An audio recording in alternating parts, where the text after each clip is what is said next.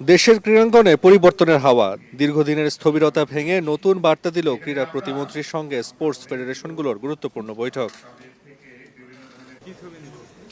এই বৈঠক শুধু আনুষ্ঠানিকতা নয়, এ যেন ক্রীড়ার ভবিষ্যৎ পুনর্গঠনের রূপরেখা। প্রথম সিদ্ধান্ত, গত এক বছরের মূল্যায়ন রিপোর্ট 7 দিনের মধ্যে জমা দিতে হবে। কে কতটা কাজ করেছে, কোথায় অগ্রগতি, কোথায় ব্যর্থতা, সবকিছুর হিসাব এবার দিতে হবে স্বচ্ছভাবে। জবাবদিহিতার সংস্কৃতি প্রতিষ্ঠাই লক্ষ্য। উনি একজন খেলোয়াড় মানুষ, উনি অত্যন্ত চমৎকারভাবে সভা শুরু করেছেন। তার ভিশন সে আমাদের বলেছে এবং এটা আমাদের অনেক মাঠ দরকার, যে মাঠগুলো হেল্প করবেন উনি, প্লাস ওই ক্রীড়া কার্যক্রমে ঢুকাবেন কারিকুলামে কিছু স্পোর্টস, তারপরে আপনার ক্রীড়া শিক্ষক আছেন, তারপরে আপনার এসব ব্যাপারে, প্লাস সবচেয়ে বড় কথা এই 51 ফেডারেশন 52 ফেডারেশন থেকে যার যা সুবিধা অসুবিধা বলেছে উনি মনোযোগ দিয়ে শুনেছেন এবং উনি নোট নিয়েছেন। আমি আশা করি উনি এগুলাতে হবে। আমি আমার তরফ থেকে বলেছি যে, প্রথম তো বললাম অভিনন্দন জানিয়েছি ক্রিকেট বোর্ড থেকে, সেকেন্ড বলেছি যে আমাদের এই ধরনের মিটিং আরো ছোট পরিসরে পাঁচটা ফেডারেশন যদি নিয়ে করে তাহলে আমরা আরো বিস্তারিত আলোচনা করতে পারবো, যেটা আমাদের জন্য সবার জন্য ভালো হবে। খুবই আনন্দিত যে আমরা আমাদের স্পোর্টস থেকে, একদম পিওরলি স্পোর্টস থেকে আমরা আজকে আমাদের ক্রীড়ামন্ত্রী পেয়েছি। সো এটা আমাদের জন্য অনেক আশার বাণী। তো আমাদের জন্য আরেকটা সুখের বিষয় সেটা হলো যে আমরা হয়তো অন্য ক্রীড়ার সাথে সংশ্লিষ্ট মন্ত্রী না হলে আমাদের হয়তো অনেক কিছু তাকে এক্সপ্লেন করতে হতো।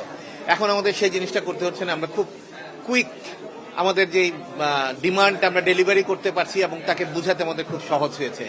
এখানে আমরা আসলে আমাদের ক্রীড়া পঞ্জিটা কি হবে সামনের দিনগুলোতে সেটা নিয়ে ওনার জানার বিষয় আছে। আমাদের কার কার কি পারফরমেন্স সেটা উনি জানতে চাচ্ছে। আমরা আশা করি আমাদের প্রত্যেকটা ফেডারেশন উইদিন 7 days আমরা ওনাকে এটা দেব এবং আশা করি ঈদের পরের থেকেই আমরা খুব দ্রুততার সাথে ক্রীড়াঙ্গনের অনেক কিছুই পলিসি নিব। কেন আমরা যে জিনিসটা আলোচনা এখানে আসতে পেরেছি সেটা হলো যে আমাদের কিছুটা পলিসিগতভাবে কিছুটা সমস্যা ছিল, যেটা আমাদের করা দরকার। আমি বারবারই একটা কথা বলি, আমাদের বাজেটে আমাদের যে পরিমাণ আর্থিক সহযোগিতা আছে এটা যদি আমরা বলি খুব অপ্রতুল ভুল। এখানে যে পরিমাণ টাকাটা আসে আমি মনে করি সেটাকে যদি আমরা পরিকল্পনা মাফিক করতে পারি তো আমাদের স্পোর্টস এগিয়ে যাবে। ক্রীড়া প্রতিমন্ত্রীর সাথে মতবিনিময় সভা থেকে সিদ্ধান্ত আসে, এবার ক্রীড়াঙ্গনে নির্বাচন শুরু হবে তৃণমূল থেকে। ক্লাব, জেলা, বিভাগ পেরিয়ে পর্যায়ক্রমে ফেডারেশন নির্বাচন। অন্যদিকে আন্তর্জাতিক পদক জয়ের সম্ভাবনা আছে এমন খেলোয়াড়দের দেয়া হবে বিশেষ অগ্রাধিকার। লক্ষ্য একটাই, লাল সবুজ পতাকা উড়বে বিশ্বমঞ্চে। এছাড়া ঈদের পর শুরু হবে নতুন কুড়ি স্পোর্টস কার্যক্রম। তরুণ প্রজন্মের জন্য তৈরি হবে নতুন প্ল্যাটফর্ম।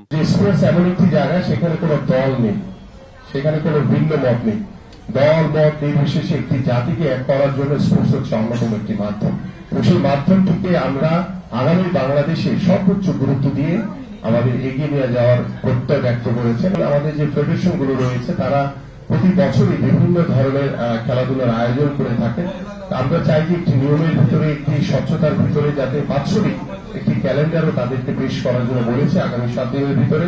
যারা বাংলাদেশকে রিপ্রেজেন্ট করছে, দেশের জন্য যারা সম্মান বয়ে আনার জন্য নিজেকে উজাড় করে খেলার চেষ্টা করছে, সেই খেলোয়াড়দেরকে আমরা একটি বেতন কাঠামোর ভিতরে আনতে চাই।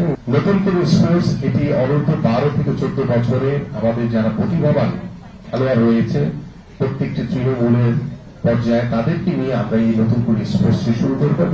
বৈঠকে আসে ফেডারেশন নিয়ে আরো বেশ কিছু গুরুত্বপূর্ণ সিদ্ধান্ত। পরপর 2 মেয়াদে কেউ আর স্পোর্টস ফেডারেশনের প্রধান থাকতে পারবেন না। নেতৃত্বে আসবে পরিবর্তন, আসবে নতুন ভাবনা। সব মিলিয়ে এই বৈঠক যেন এক নতুন সূচনার প্রতিশ্রুতি। প্রশ্ন এখন একটাই, কথার প্রতিশ্রুতি কি রূপ নেবে বাস্তব সাফল্যে? ক্রীড়াঙ্গন তাকিয়ে আছে পরিবর্তনের সেই দিনের অপেক্ষায়। তাসওয়ান নাফি, ওয়ান স্পোর্টস, ঢাকা।